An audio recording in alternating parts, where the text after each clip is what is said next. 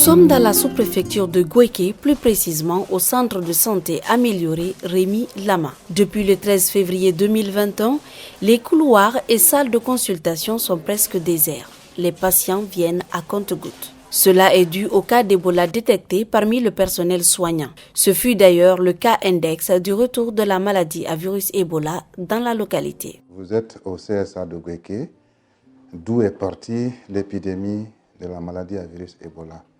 Et ça intéresse beaucoup la santé maternelle et infantile parce que le cas index, c'est la chargée PTME-PF du centre de santé. Et depuis qu'il y a eu cette déclaration, avec le décès de la dame, il y a eu une peur bleue pour la population. Mais nous avions essayé de parler avec la population. À ce jour, il y a quelques femmes qui arrivent. En plus de la peur des populations à fréquenter le centre de santé et le manque de personnel, le centre souffre d'un manque d'équipement de qualité, ce qui ne facilite pas l'accès des femmes aux soins de qualité. Malheureusement, leur prise en charge fait défaut. Pourquoi? Parce que nous n'avons pas de sage-femme. En fait, ce centre avait une seule sage-femme, assistée par 2 ATS. Nous sommes restés dans cette période. La sage-femme responsable de ces services maternels et infantiles a été déclarée cas suspect. Mais depuis là, elle est en repos avec la peur. Les quelques femmes qui commencent à arriver ne sont pas bien prises en charge parce que nous n'avons pas de sage-femme. Même constat à l'hôpital régional de Zérékouré où le nombre d'accouchements a chuté depuis l'apparition de la maladie à virus Ebola. Aujourd'hui, je suis dans la salle d'accouchement. Depuis le matin, on n'a reçu que 3 femmes. Donc la fréquentation n'est pas comme ça. À peu près de 8 h à 16 h, on pouvait recevoir au moins 9 ou 10 femmes. Mais depuis ce matin, on n'a reçu que 3 femmes.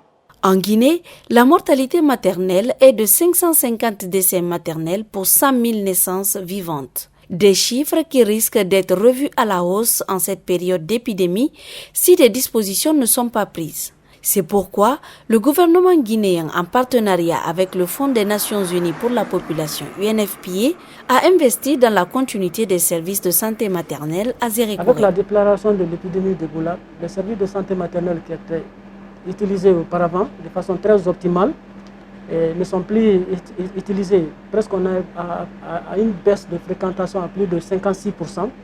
Nous avons, en collaboration bien sûr avec la partie nationale, nous avons recruté des ressources humaines. C'est un défi majeur, notamment les sages-femmes au nombre de 42. Et ces sages-femmes-là ont été mutées dans des zones actuellement affectées par Ebola afin d'offrir des services de santé maternelle de qualité aux femmes enceintes et afin de leur envoyer un message qui est celui de la confiance.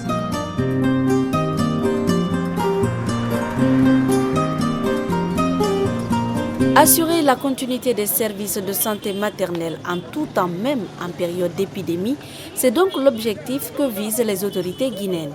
Chose pas facile parce que la psychose augmente dans le contexte de Zérékouré où Ebola s'est ajouté au Covid-19. Pour les sages-femmes du centre de santé amélioré de Goéké, sauver des vies est une priorité en cette période d'épidémie d'Ebola. Pour les femmes qui ne veulent pas venir accoucher à l'hôpital, qui insistent réellement d'accoucher à la maison, je me déplace moi-même en personne pour aller leur voir et essayer de leur convaincre et de leur donner, de leur montrer certains exemples, c'est-à-dire de leur prouver réellement quand tu accouches à la maison, qu'est-ce qui peut t'arriver, de les expliquer les conséquences.